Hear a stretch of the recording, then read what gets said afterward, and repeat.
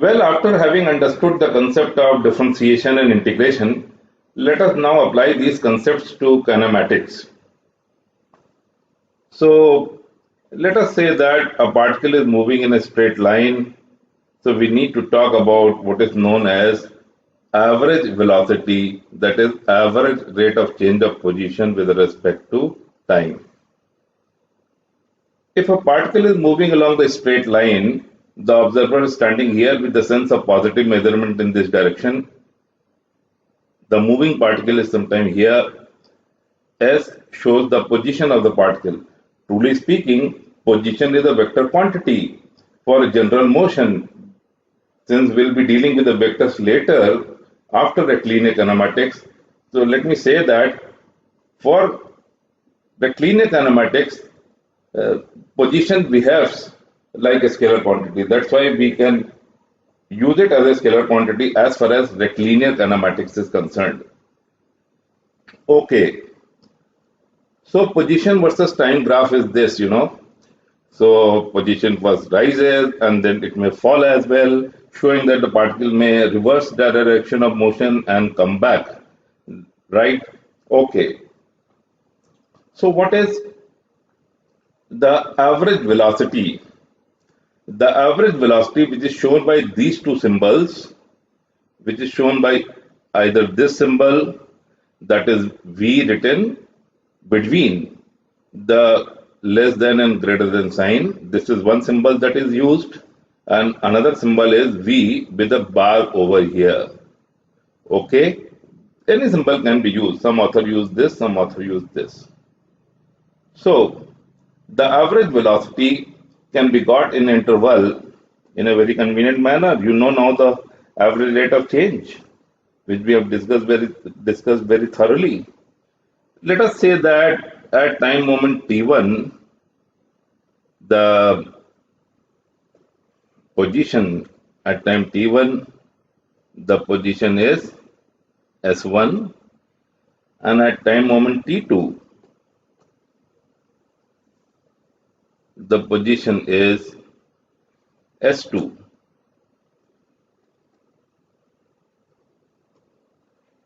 If I draw horizontal line over here, then this denotes what is known as run now. You know it very well. This is the run, which is nothing but delta t, which is t2 minus t1. I don't need to write that, I guess.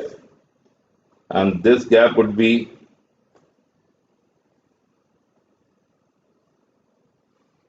s2 minus s1, which can be written as delta s. Since average velocity is average rate of change of s with respect to time, so you can understand that velocity is a one-word replacement for rate of change of position with respect to time. Understand these two green boxes. Velocity is one-word replacement for rate of change of s with respect to time. So, average rate of change can be got by rise upon run. That's why this can be written as delta s upon delta t.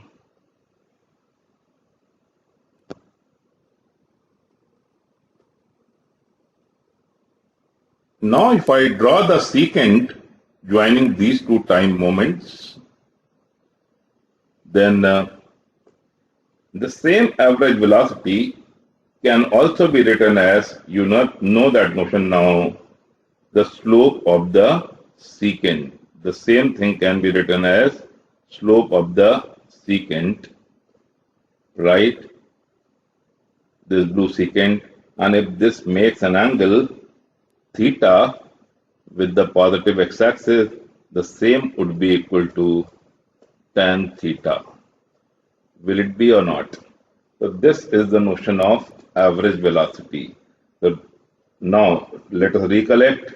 Average velocity is delta s upon delta t, which is slope of the secant and can also be got by computing the tan of the angle the secant makes with the x-axis. So this is what is the synopsis of what average velocity is.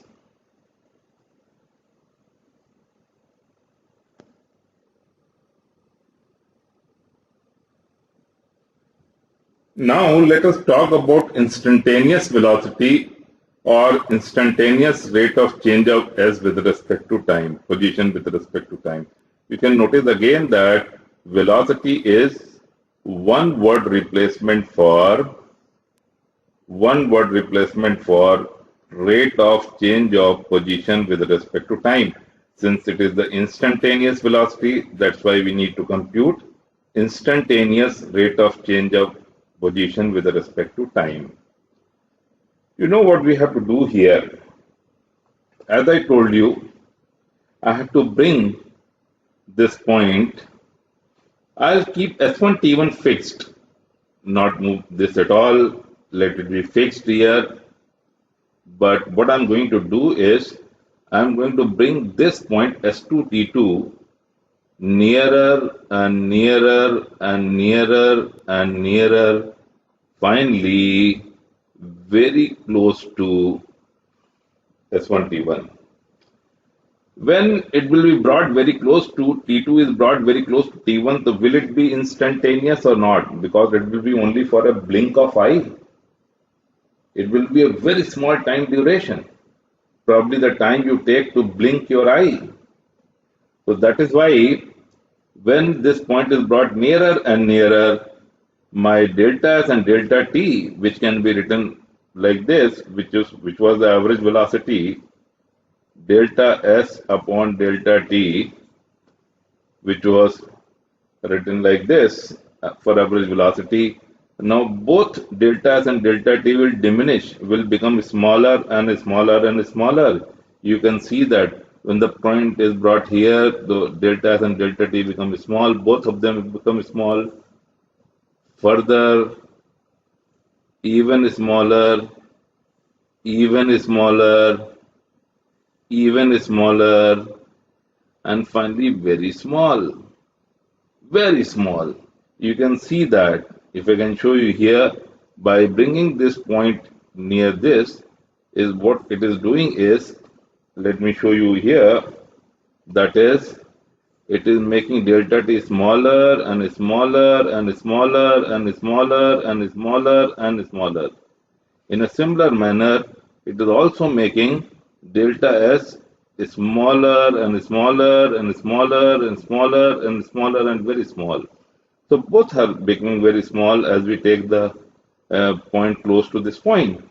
So finally, in the limiting case, when this delta t will tend to 0, let me write it, it will become the instantaneous velocity. Will it become instantaneous velocity or not? So let me write that. Okay. This. So this, it would become.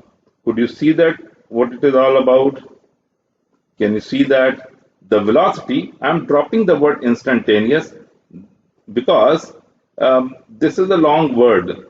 If we need to, there are two different kinds of velocity. One is the average velocity, other is the instantaneous velocity.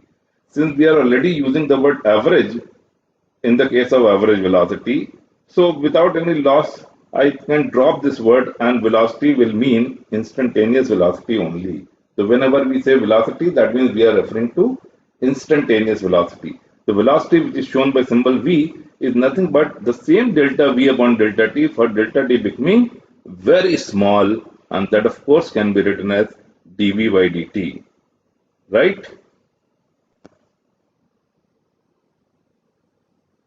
Can you see what will happen to the secant when this point is brought closer and closer and closer to S1 T1? This point is brought closer to this point. The secant will rotate. Secant will go from here to here, from here to here, from here to here, from here to here, and ultimately it will acquire the shape of tangent. Will it or not? See once again. Initially the secant was here. When the point is brought nearer, it will come to here. it will rotate and come to this point. Again, it will come to this point, will come to this point, will come to this point, and finally come to this point. And ultimately, it will be touching the curve, and thus it would become what is known as the tangent. It would become the tangent to the curve. And thus you can see that it will be finally touching the curve at S1 T1. Will it or not? And thus you can see at once the same thing can be written as what? Same velocity can be written as what? Well, it can be written as slope of the tangent. Can it be written as slope of the tangent or not? Of course, it can be written as slope of the tangent. Right. Okay. Slope of the tangent. Good. So this becomes the slope of the tangent, the instantaneous velocity, which I showed you here. Okay. Fine. Good enough. So this is equal to slope of the tangent. And if this angle is, let me show with different notation because already theta was shown here. So if I call this angle, the orange line is making as psi. Psi is again a Latin alphabet.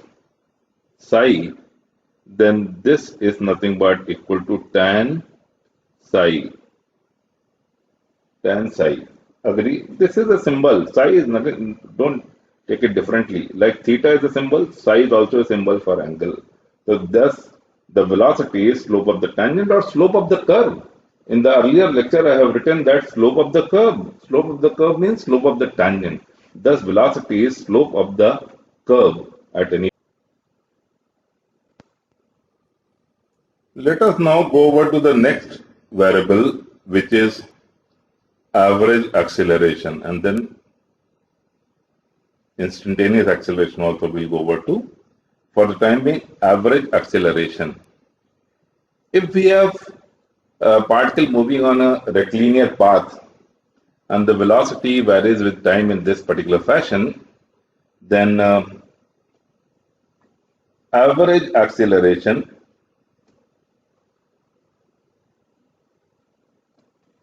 notice that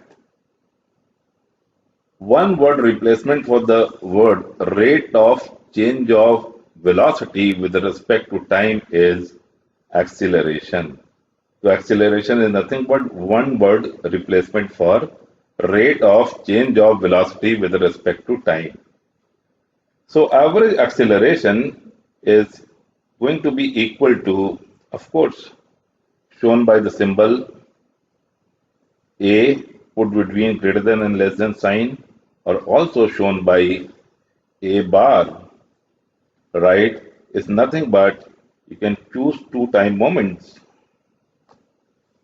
Let's call them T1 and T2, and let's say that here the time is T1, velocity is V1, time is T2, velocity is V2. So if I draw a horizontal line over here, right, then this would be my delta T, and which is run basically.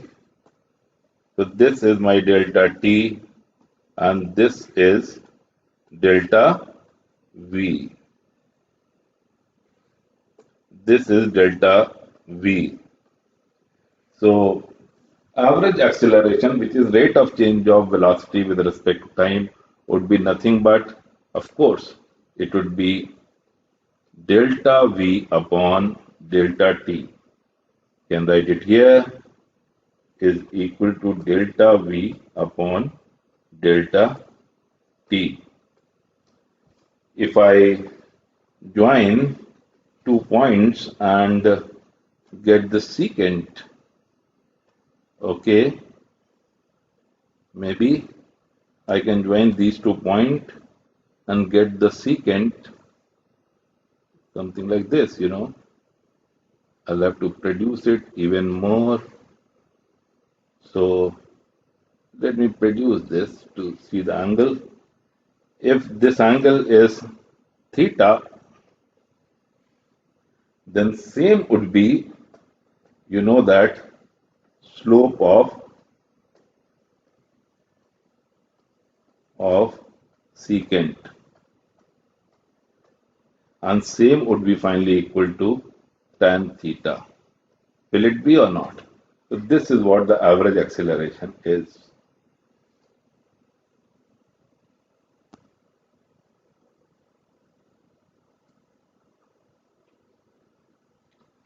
Now, instantaneous acceleration, that is instantaneous rate of change of velocity with respect to time.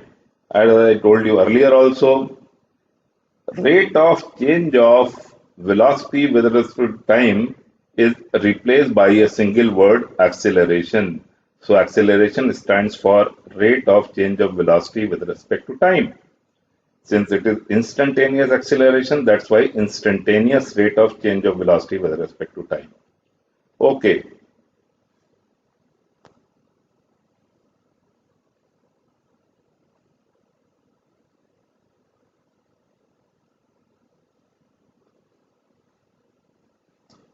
Instantaneous acceleration, which is shown by symbol A, or can write acceleration also. You can drop the word instantaneous because already for average acceleration we are using the word average. That's why you can drop this word.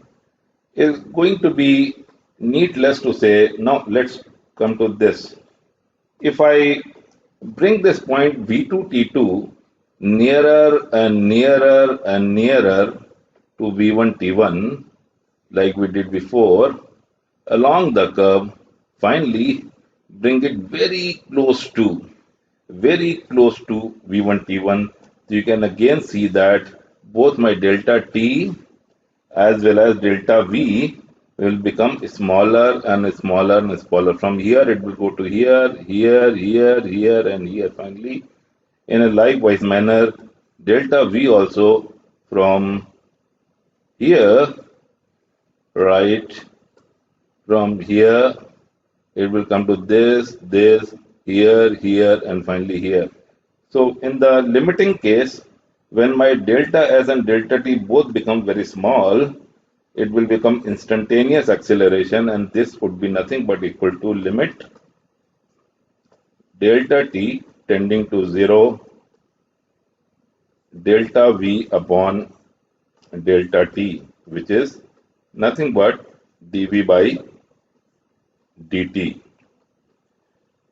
What will happen to the secant? From the initial position, the secant will now rotate to this point, to this point, to this point, to this point, and this point, and finally become the tangent. And thus you can see that in the limiting case, it will become the tangent to this curve at this particular point. And if this angle is psi, as I denoted earlier also, if I call this angle as psi, then the same would be slope of the tangent, slope of the tangent, or slope of the curve. Slope of the tangent means slope of the curve at this point, and which is also equal to tan psi. So this is instantaneous acceleration or acceleration. Let me now deal with the speed. So if I have the distance versus time graph, and I choose two moments, so the rate of change of distance with respect to time. So you can see that Speed is one word replacement for rate of change of distance with respect to time. Speed is one word replacement for rate of change of distance with respect to time. Okay, so what is the average speed? Well, the average speed can be computed between two time moments, and if you have the time moments t1, right, and time moment t2, right, this is t1. Here the path length is L1, time moment t2, path length is L2. Then if I draw horizontal line here, then this would be delta t. This would be delta t for us, time interval. And this would be change in the path length, that is distance, delta L. So since we are required to find average rate of change of L with respect to t, that's why average speed will be equal to delta L upon delta t, which can also be written equal to distance upon time, right? Distance upon time interval, that is. Okay. Okay. You can also see that if I join these 2 points to get the secant, and produce it to up till, maybe I can continue doing so up till here, right? Okay. And produce this. No. Maybe I can draw a line over here to show the angle, right? If this angle is theta, then you can see that the same thing can be written as slope of secant, which is shown by blue line, is equal to tan theta. So average speed is slope of the secant in distance versus time graph, which is equal to tan of the angle the secant makes with the time axis.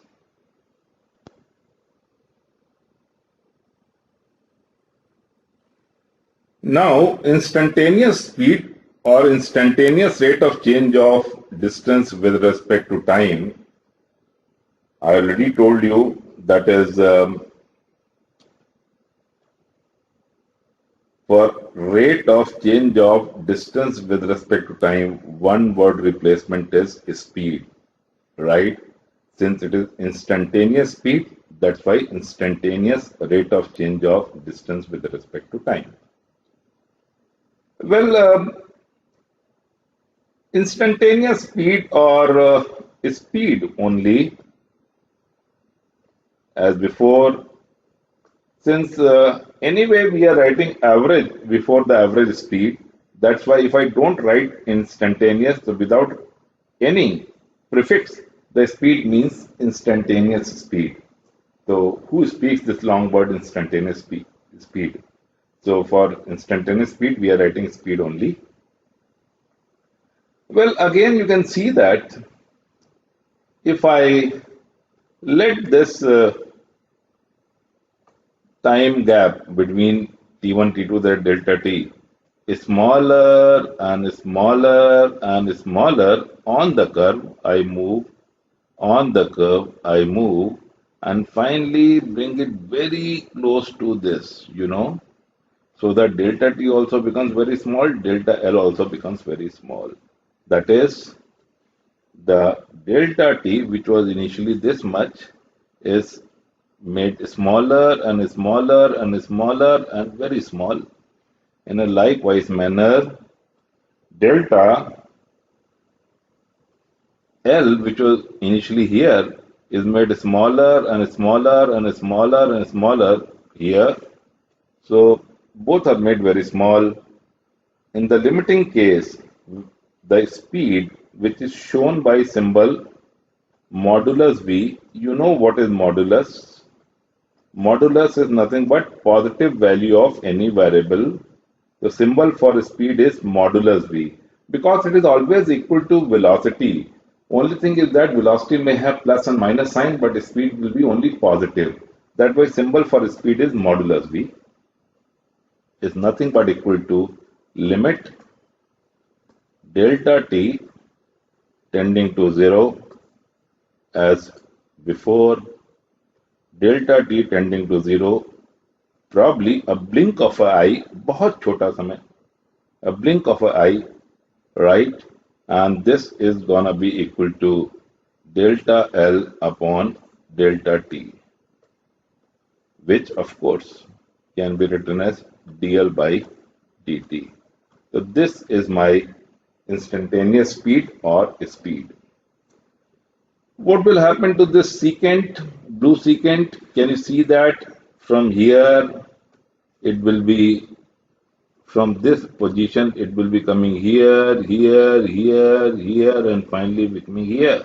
So thus, finally, it will become the tangent to the curve, and thus it will be tangent to the curve at this particular point.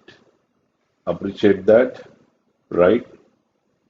Tangent to the curve at T1, and of course, if this angle is shown as psi, right? So the same would be slope of the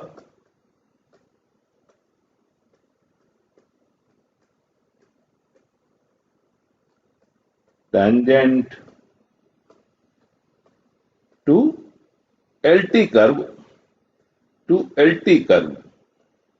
distance versus time curve, tangent, or also the slope of the curve, because slope of the tangent is nothing but slope of the LO curve at this particular point, and which is gonna be equal to tan psi. So this is what is the instantaneous speed or speed.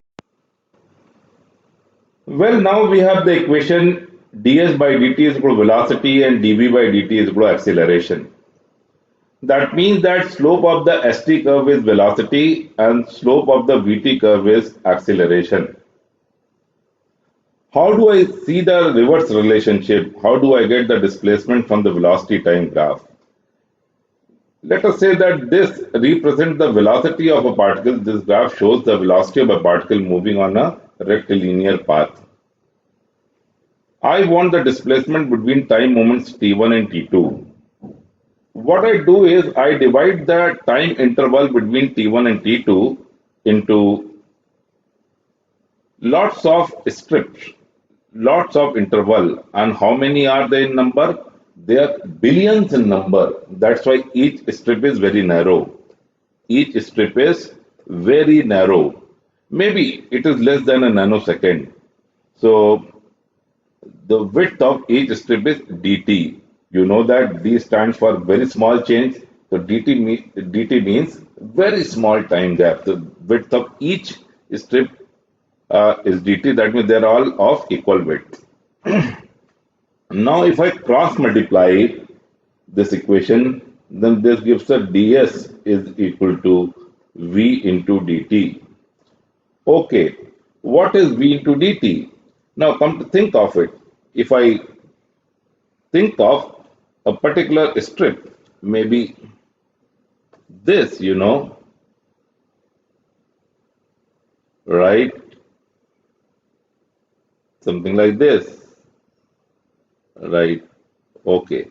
So can you see that I have just focused on one of the strip?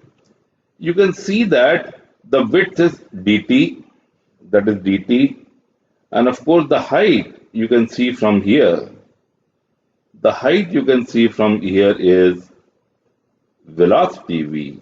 Isn't it velocity v? Because this is the velocity time graph after all. Right? Okay. This is velocity v. Now, that means if I consider this strip to be a rectangle, hold on, how can I consider it to be a rectangle? Because this side is slanted, because the curve was variable. Well, I give you an example. Let us say there is a thin wire and you cut it with a slanted wire, slanted knife, and this is the remaining portion of the wire. If somebody asks you what is the length of the wire remaining, would you ask a question to him? Should I tell it on the left or should I tell it on the right? No, both should be taken as equal because after all, it was a thin wire.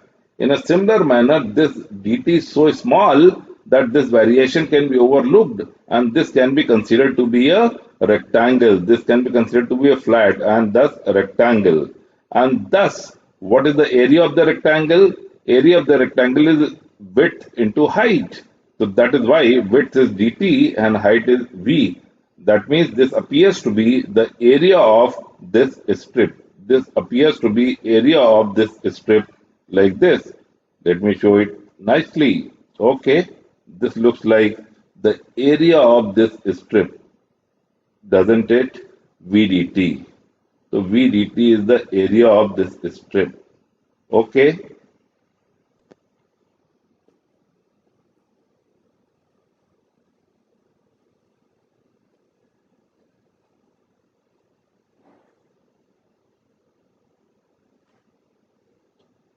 If I do away with the covered portion and again show you what was the original graph. So this VDT represents the area of this strip, Now, if I add up all the areas of such strips, that is, I add up this strip, this strip, this strip, this strip, this strip, all the strips. How many strips are there in number? There are billions in number. If I add them up all, that is summation ds is equal to summation vdt. This is the symbol for summation, Summation vdt. Would you believe that I'll get the whole area? And of course, this would be equal to sum of ds would be equal to what? Delta S, that is displacement, and this would be nothing but area of the whole curve, like this.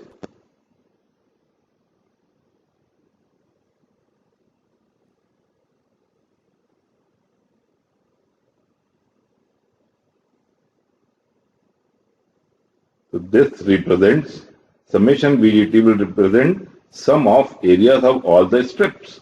That means sum of the total area under the curve between T1 and T2, right? Will it or not? So thus you can see that this is nothing but area under the curve, right? This is nothing but area under the curve. Okay, so this is what it is.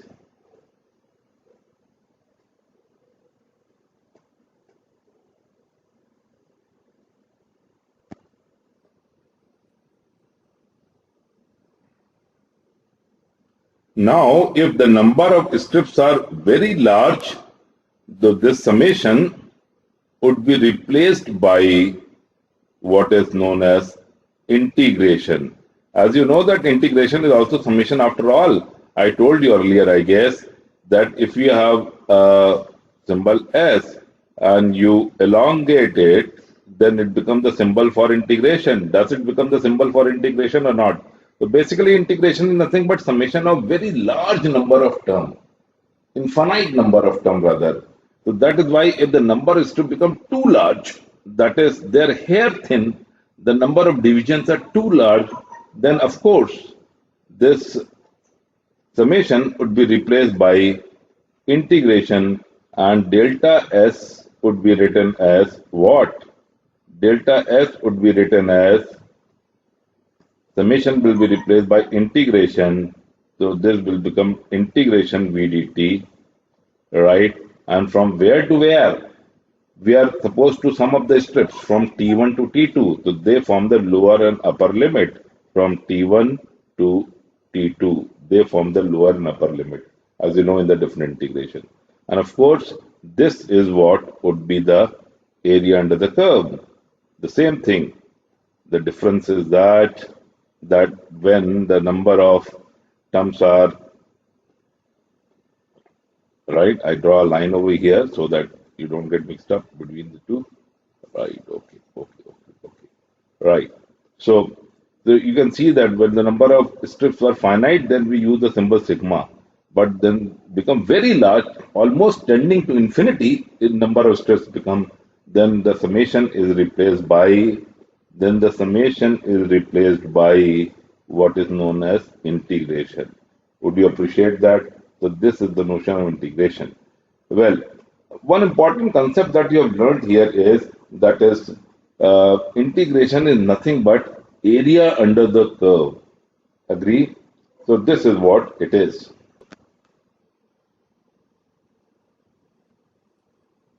Well, I advise you to revisit this part of the discussion again and again by rewinding the video, because this is a beautiful concept and it is a very deep-rooted concept.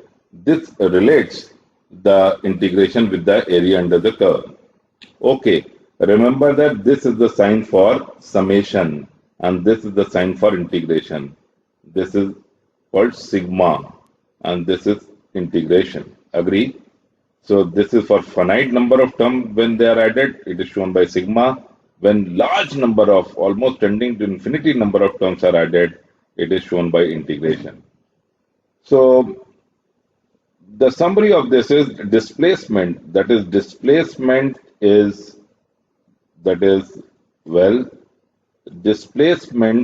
which is delta S, is equal to area under the curve, which I have written over here, and this is a beautiful connection between the two. Okay, right. By the similar argument, since dV by dt is equal to A, so by cross multiplying I get dV is equal to A dt, and thus when I integrate this, so I'll get delta V is equal to integral T1 to T2 A dt. That means it is again area under the curve. Is it area under the curve or not? Right. Let me write it over here. Okay, it is area under the curve. So change in velocity would be area under the AT curve.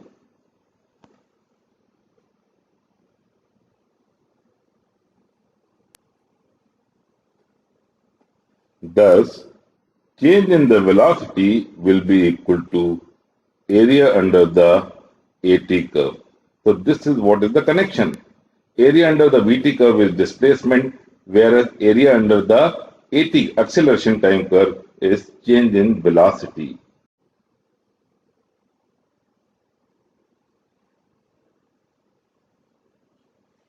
So summary of all the discussion that we had today is this.